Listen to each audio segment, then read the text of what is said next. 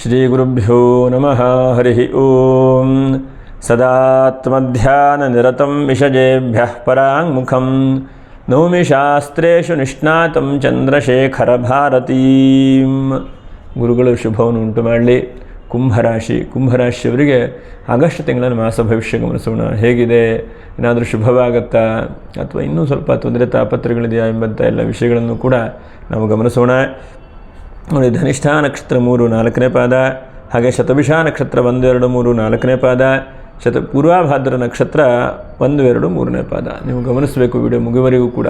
ಯಾಕಂದರೆ ನಿಮಗೆ ಹೆಚ್ಚಿನದಾಗಿ ಕುಂಭರಾಶಿ ಅಂದ ತಕ್ಷಣವೇ ಯೋಚನೆ ಬರುತ್ತದೆ, ಈ ತಿಂಗಳಲ್ಲಾದರೂ ಒಳ್ಳೆಯದಾಗ್ತದೆಯಾ ಅಥವಾ ಕಷ್ಟವಾ, ಹೀಗೆಲ್ಲ ಯೋಚನೆಗಳು ಬರುತ್ತೆ. ಹಾಗಾಗಿ ನೋಡೋಣ ಏನಾದರೂ ಪರಮಾತ್ಮ ಕೊಡ್ತಾನ ಒಳ್ಳೆಯದನ್ನು ಅಂತ. 4ನೇ ತಾರೀಕಿಗೆ ಅಮಾವಾಸ್ಯೆ ಇದೆ, ಜ್ಯೋತಿರ್ಭೀಮೇಶ್ವರ ವ್ರತ. ಇನ್ನು ಪ್ರತಿ ಮಂಗಳವಾರವೂ ಕೂಡ ಮಂಗಳಗೌರಿ ಪೂಜೆಯ ವ್ರತಗಳನ್ನು ಆರಾಧನೆ ಮಾಡುವಂಥದ್ದು.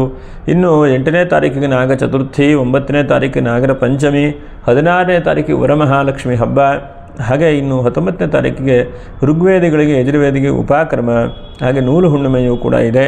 ಇನ್ನು 20ನೇ ತಾರೀಕಿಗೆ ನೋಡಿ ಗಾಯತ್ರಿ ಪ್ರತಿಪತ್ತು, ವಿಶೇಷವಾಗಿ ಗಾಯತ್ರಿ ಜಪವನ್ನು, ಗಾಯತ್ರಿ ಆರಾಧನೆ ಮಾಡುವಂಥದ್ದು.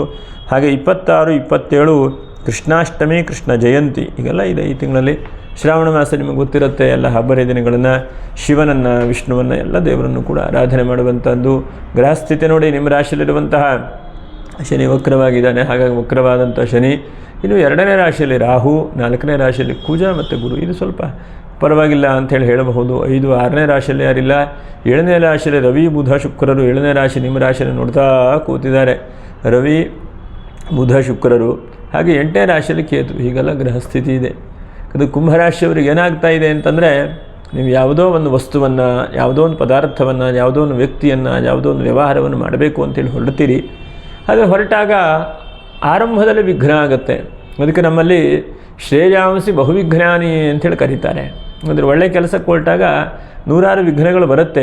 ಆ ನೂರಾರು ವಿಘ್ನಗಳು ಬಂದಾಗ ಅದು ಒಳ್ಳೆಯ ಕೆಲಸ ಅಥವಾ ಅದು ಸರಿಯಾಗಿದೆ ಅಥವಾ ಅದರ ಒಂದು ಫಲ ಹೇಳುವಂಥದ್ದು, ಪರಿಣಾಮ ಒಳ್ಳೆಯದಾಗುತ್ತೆ ಹೇಳುವಂಥದ್ದು. ಹಾಗಾಗಿ ಈ ತಿಂಗಳಲ್ಲೂ ಕೂಡ ನೀವು ಹೊರಡ್ತಾ ಇದ್ದೀರಿ, ಹೊರಡಿ. ಯಾಕಂದರೆ ಎಲ್ಲ ತಯಾರಿ ಮಾಡ್ಕೊಂಡಿದ್ದೀರಿ. ಇನ್ನೇನು ಅಡುಗೆ ಮಾಡಲಿಕ್ಕೆಲ್ಲ ತಯಾರಿ ಮಾಡ್ತಾ ಇದ್ದೀರಿ ನೀವು.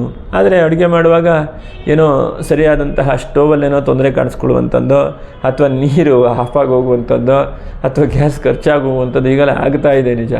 ಆದರೆ ಹಾಗಂತೇಳಿ ಆ ವಿಘ್ನ ಆಗಿದೆ ಅಂಥೇಳಿ ನಿಲ್ಲಿಸುವಂತಹದ್ದು ಬೇಡ ಅಂಥೇಳಿ ಹೇಳ್ತಾ ನೋಡೋಣ. ಒಂದು 12, 13 ಪರಿವರ್ತನೆಗಳನ್ನು ನೋಡೋಣ. 1ನೇದಾದಂಥ ಪರಿವರ್ತನೆ, ಯಾವ ಸ್ಥಿತಿ, ಯಾವ ಜಾಗದಲ್ಲಿ ಕೆಲಸ ಮಾಡ್ತಾ ಇದ್ದೀರೋ ಆ ಜಾಗ, ಕೆಲಸ ಹೇಳುವಂಥ ಸ್ವಲ್ಪ ಬದಲಾವಣೆ ಕಡೆಗೆ ಬರ್ತದೆ.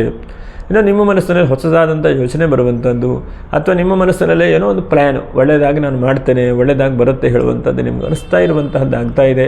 ಅದನ್ನು ಬಿಡಬೇಡಿ. ಯಾಕಂದರೆ ಬಿಟ್ಟರೆ ಏನಾಗುತ್ತೆ, ನಾನು ಹೇಳಿದಾಗ ವಿಘ್ನಗಳನ್ನು ನಾವು ಎದುರಿಸ್ಕೊಂಡು ಹೋಗಬೇಕು. ವಿಘ್ನ ಪರಿಹಾರ ಮಾಡ್ತಾ ಇರುವಂಥ ದಾರಿಗಳನ್ನು ಹುಡ್ಕೊಳ್ಬೇಕು. ಹಾಗಾಗಿ ನೀವು ಆದಷ್ಟು ವಿಘ್ನಗಳನ್ನು ಪರಿಹಾರ ಮಾಡ್ತಾ, ನಿಮ್ಮ ಮನಸ್ಸಿನ ಆಲೋಚನೆಗಳು ಏನೇನು ಬರ್ತದೆಯೋ ಅದನ್ನು ಒಳ್ಳೆಯ ರೀತಿಯಾಗಿ ಬೆಳೆಸ್ತಾ ಯೋಚನೆ ಮಾಡ್ತಾ ಹೋಗಿ, ಅದರಿಂದ ಸ್ವಲ್ಪ ಒಳ್ಳೆಯದಾಗ್ತದೆ ಅಂತೇಳಿ ಹೇಳಬಹುದು. ಇನ್ನು 2ನೇ ರಾಶಿಯ ರಾಹು, ಹಣಕಾಸೇನೋ ಬರುತ್ತೆ ಈ ತಿಂಗಳಲ್ಲಿ. ಹಣಕಾಸಿಗೇನೋ ಚಿಂತೆ ಮಾಡಿ ಟೆನ್ಷನ್ ಮಾಡ್ಕೊಳ್ಳುವಂಥದ್ದು ಬೇಡ. ಇಷ್ಟು ಆರ್ಥಿಕವಾಗಿ ಅನಕ ಅಭಿವೃದ್ಧಿ ಆಗುತ್ತೆ. ಆರ್ಥಿಕವಾಗಿ ಎಲ್ಲೋ ಒಂದು ಕಡೆ ಹಣ ಬರುವಂಥದ್ದು, ಎಲ್ಲೋ ಒಂದು ಕಡೆ ಸಮಾಧಾನ ಆಗುವಂಥದ್ದು, ಎಲ್ಲೋ ಒಂದು ಕಡೆಗೆ ಇಲ್ಲಪ್ಪ ನನಗೆ ತೃಪ್ತನಾಗಿದ್ದಾನೆ ಅಂಥೇಳಿ ನಿಮಗೆ ಅನಿಸುವಂಥದ್ದು ಆಗ್ತದೆ. ಯಾಕಂದರೆ ನಿಮಗೆ ಹಣಕಾಸು ಹೇಗಾಗಿದೆ ಅಂತಂದರೆ 15 ದಿವಸ ಚೆನ್ನಾಗಿರ್ತದೆ, 15 ದಿವಸ ಮತ್ತೆ ಕಿರಿಕಿರಿ ಆಗ್ತದೆ. ಯಾವುದೋ ಒಂದು ಕೆಲಸಕ್ಕೆ ಕೈ ಹಾಕ್ತೀರಿ, ಆದರೆ ಆ ಕೆಲಸ ಆಳುವಂತೆ ನಿಂತು ಹೋಗಿಬಿಡ್ತದೆ. ಮತ್ತು ಯಾವುದೋ ಒಂದು ಪ್ರಯತ್ನಗಳನ್ನು ಮಾಡಿ ಮುಂದೆ ಹೋಗ್ತೀರಿ, ಅದರ ಪ್ರಯತ್ನ ನಿಂತು ಹೋಗಿಬಿಡುತ್ತೆ. ಆದರೆ ಈ ತಿಂಗಳಲ್ಲಿ ಅದನ್ನು ಮುಂದುವರಿಸಿ, ಹಠದಿಂದ ಮುಂದುವರಿಸಿ ಅಂತೇಳಿ ಹೇಳ್ತೇನೆ. ಹಾಗೆ 4ನೇದಾಗಿ ಬಹಳ ಮುಖ್ಯವಾಗಿ ಭೂಮಿಯ ವ್ಯಾಜ್ಯಗಳು ಅಥವಾ ರಾಜಕೀಯದಲ್ಲಿ ಕಿರಿಕಿರಿ ಅಥವಾ ಮೇಲೆ ಅಧಿಕಾರಿಗಳಿಂದ ಏನು ಕಿರಿಕಿರಿ ಇದೆಯೋ ಅದೆಲ್ಲ ಸ್ವಲ್ಪ ತಂಡ ಆಗ್ತದೆ, ಕಡಿಮೆ ಆಗ್ತದೆ ಅಂತೇಳಿ ಹೇಳಬಹುದು. ಇನ್ನು ವಾತಾವರಣದಿಂದ ನಿಮ್ಮ ಶರೀರಕ್ಕೆ ಕಾಯಿಲೆ ಕಸಾಯಗಳ ಹಿಂದೆಲ್ಲ ಇತ್ತಲ್ಲ, ಎಷ್ಟೋ ಜನಕ್ಕೆ ಬಾಡಿ ತುಂಬ ಹೀಟ್ ಆಗ್ತಾ ಇತ್ತು. ಈ ಮಳೆಯೂ ಒಂಥರ ವಿಚಿತ್ರವಾಗಿದೆ. ಹಾಗಿದ್ದಾಗ ಸ್ವಲ್ಪ ವಾತಾವರಣದಿಂದ ಒಳ್ಳೆಯದು ಅಂತೇಳಿ ಹೇಳಬಹುದು. ಹಾಗಾಗಿ ಸ್ವಲ್ಪ ಆರೋಗ್ಯಕ್ಕೂ ಕೂಡ ಚತುರ್ಥ ರಾಶಿಯಲ್ಲಿ ಕುಜ ಮತ್ತು ಗುರು 2 ಗ್ರಹಗಳು ಆರೋಗ್ಯ ಕೊಡುವಂಥ ಗ್ರಹಗಳು. ಸ್ವಲ್ಪ ಆರೋಗ್ಯ ನಿಮ್ಗೆ ಕೊಡ್ತಾ ಬರಬಹುದು. ಮತ್ತು ವಿದ್ಯಾರ್ಥಿಗಳ ಜೀವನದಲ್ಲಿ ಸ್ವಲ್ಪ ಏನೋ ಹೊಸತಾದಂಥದ್ದು, ಏನೋ ಒಂದು ಪ್ಲ್ಯಾನ್ ಬರುವಂಥದ್ದು. ಯಾಕಂದರೆ ಇವತ್ತಿನ ದಿವಸ ಹೇಗಾಗಿದೆ ಅಂತಂದರೆ ಎಲ್ಲ ಮೊಬೈಲ್ ಮೇಲೆ ನಾವೆಲ್ಲ ಅವಲಂಬನೆ ಮಾಡ್ಕೊಂಡಿದ್ದೇವೆ. ಹಾಗಾಗಿ ಅದರಿಂದ ಎಷ್ಟು ಬೇಕೋ ಅಷ್ಟು ತೆಗೆದುಕೊಳ್ಳುವಂಥ ಪ್ರಯತ್ನ ಮಾಡಬೇಕು. ಅದರಲ್ಲೂ ಕೂಡ ಸ್ವಲ್ಪ ಒಳ್ಳೆ ತೆಗೆದುಕೊಳ್ಳಿ. ವಿದ್ಯಾರ್ಥಿ ಜೀವನದಲ್ಲಿ ಸ್ವಲ್ಪ ಒಳ್ಳೆ ರೀತಿಯಾದಂತಹ ಬದಲಾವಣೆಗಳು ಕಾಣುತ್ತದೆ. ಅದು ಒಳ್ಳೆಯದಾದಂಥದ್ದು ಕೂಡ ಇದೆ. ಹಾಗೆ ಅನಂತರದಲ್ಲಿ ಬಹಳ ಮುಖ್ಯವಾಗಿ ನಿಮಗೆ ದೈವಾನುಗ್ರಹ ಈ ತಿಂಗಳಲ್ಲಿ ಆಗ್ತದೆ. ಯಾತಕ್ಕೆ ಅಂತಂದರೆ ರವಿ ಬುಧ ಶುಕ್ರರು ರಾಶಿಯನ್ನು ನೋಡಲ್ಪಟ್ಟಾಗ ಶುಕ್ರನು ದೈತ್ಯರ ಗುರು. ಹಾಗಾಗಿ ಆ ಶುಕ್ರನ ದೃಷ್ಟಿಯಿಂದ ಮನೇಲಿ ಏನೋ ಒಂದು ಹೊಸತಾದಂಥ ವಸ್ತುಗಳನ್ನು ಖರೀದಿ ಮಾಡುವಂಥದ್ದು, ಅಥವಾ ಮನೆಗೆ ಪೇಂಟಿಂಗ್ ಮಾಡುವಂಥದ್ದು, ಅಥವಾ ಯಾವುದೋ ಒಂದು ಸಾಲ ನೋಡಿ, ಕುಜ ಮತ್ತು ಗುರು ಇದ್ದಾರೆ. ಹಾಗಾಗಿ ಕೆಲವೊಂದು ಕಡೆ ಸಾಲಗಳನ್ನು ಸುಮಾರು ಮಾಡಿದ್ದೀರಿ ನೀವು, ಆ ಸಾಲ ಸ್ವಲ್ಪ ತೀರಿಸಿದ ಕೆಲವು ಮೂಲ ಬರುವಂಥದ್ದು, ಮತ್ತು ಗೌರ್ಮೆಂಟಿಂದ ಹಣಕಾಸಿನ ಏನೋ ಸ್ವಲ್ಪ ಅಭಿವೃದ್ಧಿ ಆಗುವಂಥದ್ದು, ಮತ್ತು ಮನಸ್ಸಿಗೆ ಚಿಂತೆ ಖಿನ್ನತೆ ಜಾಸ್ತಿ ಆಗ್ತಾ ಇರುತ್ತೆ ನಿಮಗೆ. ಆ ಚಿಂತೆ ಮತ್ತು ಖಿನ್ನತೆಗಳನ್ನು ಆ ದೈವಾನುಗ್ರಹ ಸ್ವಲ್ಪ ದಾರಿಯಾಗುವ ಹಾಗೆ ಭಗವಂತ ಮಾಡ್ತಾನೆ.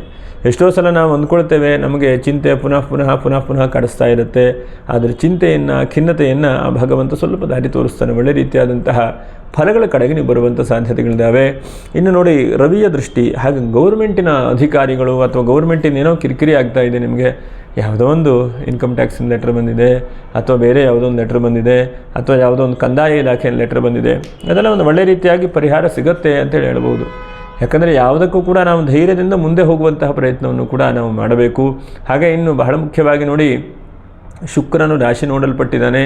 ಹಾಗಾಗಿ ದಾಂಪತ್ಯ ಜೀವನದಲ್ಲಿ ಯಾರ್ಯಾರಿಗೆ ಕಲಹ ಬಂದಿದೆ ಇದು ಬಹಳ ಮುಖ್ಯವಾಗಿ ಗಮನಿಸಬೇಕು. ಎಷ್ಟೋ ಸಲ ಒಂದು ಹಂತಕ್ಕೆ ಮದುವೆ ಆದವರಿಗೂ ಕಿರಿಕಿರಿ, ಮದುವೆ ಆಗದೇ ಇದ್ದವರು ಮದುವೆ ಆಗಿಲ್ಲ ಅಂಥೇಳಿ ಚಿಂತೆ ಅಲ್ವಾ. ಹಾಗಾಗಿ ಮದುವೆ ಆದವರಿಗೂ ಕೂಡ ಕಿರಿಕಿರಿ, ಚಿಂತೆ, ದಾಂಪತ್ಯದಲ್ಲಿ ಏನೋ ಒಡಕು ಬಿರುಕು ಹೀಗೇನೇನು ಬಂದಿರುತ್ತಲ್ವ, ಅದೆಲ್ಲ ಸ್ವಲ್ಪ ಹೊಂದಾಣಿಕೆ ಬರುವಂಥ ಸಾಧ್ಯತೆಗಳು. ಯಾರೋ ಒಬ್ಬರು ಹಿರಿಯರು ಬರ್ತಾರೆ, ಹಿರಿಯರಿಂದ ಒಂದು ಒಳ್ಳೆ ರೀತಿಯಾದಂತಹ ದಾರಿ ಅವಕಾಶಗಳು ಸಿಗುತ್ತೆ ಅಂತೇಳಿ ಹೇಳ್ಬೋದು ಈ ತಿಂಗಳಲ್ಲಿ. ಮತ್ತು ಮನಸ್ಸಿನ ಇಚ್ಛೆ, ಅಭೀಷ್ಟ ಸಿದ್ಧಿ. ಯಾಕಂದರೆ ಕುಜ ಮತ್ತು ಗುರು ಎಲ್ಲಿ ಚತುರ್ಥ ಸುಖಸ್ಥಾನ ಅಂದರೆ ಸೇರ್ತಾರಲ್ಲ ಶುಕ್ರನ, ಆವಾಗ ಅಭೀಷ್ಟ ಸಿದ್ಧಿ. ಯಾವುದೋ ಒಂದು ಕೆಲಸ ಆಗಬೇಕು, ಅಥವಾ ಯಾವುದೋ ಒಂದು ಹಣಕಾಸು ಬರಬೇಕು, ಅಥವಾ ನಾನು ಲೋನ್ ತೀರಿಸಿಬಿಡ್ತೇನಪ್ಪ ಈ ತಿಂಗಳಲ್ಲಿ ಅಂತ ಅಂದ್ಕೊಳ್ತಾ ಇರ್ತೀರಿ. ಇವತ್ತು ಸಂಜೆವರೆಗೆ ಇರುವುದಿಲ್ಲ, ನಾಳೆ 10 ಗಂಟೆಗೆ ಕಟ್ಟಬೇಕು. ಆದರೆ ಅದ್ರ ಒಳಗಡೆ ಹೇಗೋ ಆಗಿ ಒಂದು ಹಣಕಾಸಿನ ವ್ಯವಸ್ಥೆ ಆಗುವಂಥದ್ದು, ಅನ್ನೋ ಒಂದು ಮನಸ್ಸಿಗೆ ಸಮಾಧಾನ ಆಗುವಂಥದ್ದು, ಹೀಗೆಲ್ಲ ಆ ದೈವಾನುಗ್ರಹ ಮಾಡ್ತದೆ ಅಂತ. ಎಷ್ಟೋ ಸಲ ನಾವು ನೋಡ್ತಾ ಇರ್ತೇವೆ ಸಮಸ್ಯೆಗಳು ಪುನಃ ಬರ್ತಾ ಇರ್ತದೆ. ಆದರೆ ಆ ದೈವಾನುಗ್ರಹದಿಂದ ಸಮಸ್ಯೆಗಳು ಸ್ವಲ್ಪ ದೂರ ಆಗುವಂಥ ಸಾಧ್ಯತೆಗಳಿದೆ. ನಿಮಗೆ ಒಂದು ಹಂತಕ್ಕನ ಸ್ವಲ್ಪ ರಿಲೀಫಲ್ಲಿ ಇದ್ದೀರಿ ನೋಡಿ. ಮುಂಚೆ ಈಗ ಒಂದು 4-5 ತಿಂಗಳ ಹಿಂದೆ ಹೋಲಿಸ್ಲಿಕ್ಕೆ ಹೋದರೆ, ಜನವರಿಯಿಂದ ನೀವು ಹೋಲಿಸ್ಲಿಕ್ಕೆ ಹೋದರೆ ಒಂದು 2-3 ತಿಂಗಳಿಂದ ಸ್ವಲ್ಪ, ಅದರಲ್ಲೂ ಕೂಡ ಹಿಂದಿನ ತಿಂಗಳಿಂದ ಸ್ವಲ್ಪ ಬದಲಾವಣೆ ಆಗ್ತದೆ. ಈ ತಿಂಗಳಲ್ಲೂ ಸ್ವಲ್ಪ ಯಾವ್ಯಾವುದೋ ಕೆಲಸಗಳನ್ನು ಹಚ್ಕೊಳ್ತಾ ಇದ್ದೀರಿ. ಹಾಗಾದರೆ ಮುಂದೆ ಹೋಗಿ, ಯಾಕಂದರೆ ವಿಘ್ನ ಬಂದಿದೆ ಹೇಳಿ ನಿಲ್ಲಿಸುವಂಥದ್ದು ಬೇಡ. ಅನಂತರದಲ್ಲಿ ವಿದೇಶದಿಂದ ಹಣ ಬರುವಂಥ ಸಾಧ್ಯತೆಗಳು ಕೂಡ ಇದ್ದಾವೆ. ನಿಮ್ಗೆ ವಿದೇಶದಿಂದ ಹಣ ಬರುವಂಥದ್ದು, ವಿದೇಶದಿಂದ ಏನೋ ಅನುಕೂಲತೆಗಳು ಆಗುವಂಥ ಸಾಧ್ಯತೆಗಳು ಕೂಡ ಇದ್ದಾವೆ. ಅದು ಕೂಡ ಒಳ್ಳೆ ರೀತಿಯಾದಂಥ ಫಲಗಳು ಅಂತೇಳಿ ಹೇಳಬಹುದು. ಇನ್ನು ನೋಡಿ, ಏನೇನು ಜಾಗ್ರತೆ ವಹಿಸ್ಕೊಳ್ಬೇಕು ಅಂತಲೂ ಕೂಡ ಹೇಳ್ತೇನೆ. ಒಂದನೇದಾಗಿ ಸ್ವಲ್ಪ ಮಾತಿನ ವಿಷಯದಲ್ಲಿ ಜಾಗ್ರತೆ. ಎರಡನೇದೇನಾದರೂ ಕಾನೂನು ತೊಡಕು ತೊಂದರೆಗಳು ಬರುವ ಹಾಗಿದ್ದರೆ ಸ್ವಲ್ಪ ಹುಷಾರಿಕೆಯಿಂದನೇ ಇರಿ. ಮೂರನೇದಾಗಿ ವಕ್ರವಾದಂಥ ಶನಿ ಇದ್ದರೂ ಕೂಡ ಸ್ವಲ್ಪ ವಾಹನದ ರೀತಿಯಲ್ಲಿ ಏನಾದರೂ ಕಳೆಯುವಂಥದ್ದು, ಚಿಂತೆ ಮಾಡುವಂಥದ್ದನ್ನು ಮಾಡ್ತಾನೆ. ಮತ್ತು ಸ್ವಲ್ಪ ತುಂಬ ಓಡಾಟ ಮಾಡುವಂಥದ್ದು, ಯಾಕಂದರೆ ಜಾಸ್ತಿ ಓಡಾಟ ಮಾಡುವಂಥದ್ದು ಆಗ್ತದೆ. ಅದರ ಬಗ್ಗೆ ಜಾಗ್ರತೆ.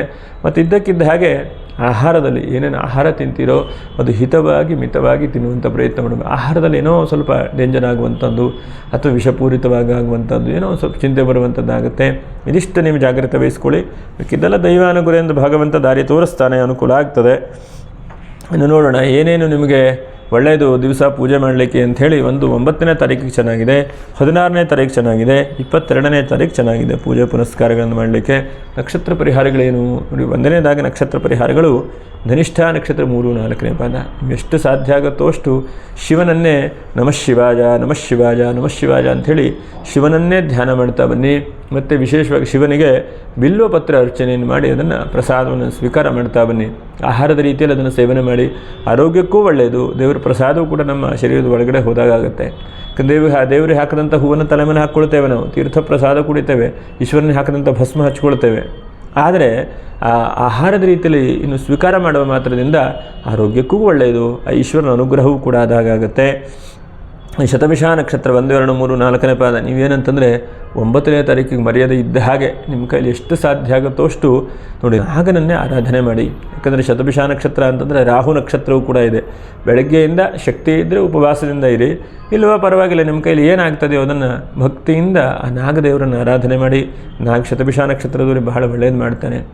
ಭೂಮಿಯ ವ್ಯಾಜ್ಯಗಳು ಅಥವಾ ಮನೆಯಲ್ಲಿ ಮನಸ್ತಾಪಗಳು ಅಥವಾ ಮಕ್ಕಳಿಗೇನೋ ಚಿಂತೆ ಟೆನ್ಷನ್ ಆಗ್ತಾ ಇದೆ, ಇದನ್ನೆಲ್ಲ ಆ ರಾಹು ಪರಿಹಾರ ಮಾಡ್ತಾನೆ. ಹಾಗಾಗಿ ರಾಹುವನ್ನೇ ಧ್ಯಾನ ಮಾಡಿ. ರಾಹನ ಅಭಿಮಾನಿಯ ದೇವತೆ ನಾಗದೇವತೆ. ಹಾಗಾಗಿ ಆ ನಾಗದೇವತೆಯನ್ನು ಆರಾಧನೆ ಮಾಡಿ. ಪೂರ್ವಾಭಾದ್ರ ನಕ್ಷತ್ರ 1, 2, 3, 4ನೇ ಪಾದ, 3ನೇ ಪಾದ ಅಷ್ಟೇ. 1, 2, 3ನೇ ಪಾದ ಪೂರ್ವಾಭಾದ್ರ ನಕ್ಷತ್ರ. ನೀವು 19ನೇ ತಾರೀಕಿಗೆ ಹುಣ್ಣಿಮೆ ಇದೆ. ಆ ಹುಣ್ಣಿಮೆ ದಿವಸ ಸಾಧ್ಯ ಆದರೆ ಸಂಧ್ಯಾಕಾಲದಲ್ಲಿ, ಯಾಕಂದರೆ ಆ ದಿವಸ ಸೋಮವಾರ ಇದೆ, ಹಾಗಾಗಿ ಇದು ಶ್ರಾವಣ ಸೋಮವಾರ, ಶನಿವಾರ ಬಹಳ ಮುಖ್ಯವಾದಂಥದ್ದು ಈಶ್ವರನಿಗೆ. ಇನ್ನು ಹುಣ್ಣಿಮೆ ದಿವಸ ಇದೆ, ಒಂದು ತುಪ್ಪದ ದೀಪವನ್ನು ಹಚ್ಚಿಕೊಂಡು ಭಕ್ತಿಯಿಂದ ಬೇಡಿಕೊಳ್ಳಿ. ಒಂದು 5:30ಯಿಂದ ಒಂದು 8 ಗಂಟೆ ಒಳಗಡೆಗೆ ನಿಮಗೆ ಎಷ್ಟು ಸಾಧ್ಯ ಆಗುತ್ತೋ ಅಷ್ಟು ಮಾಡ್ತಾ ಬನ್ನಿ. ಆ ದೈವಾನುಗ್ರಹದಿಂದ ಭಗವಂತ ದಾರಿ ತೋರಿಸ್ತಾನೆ.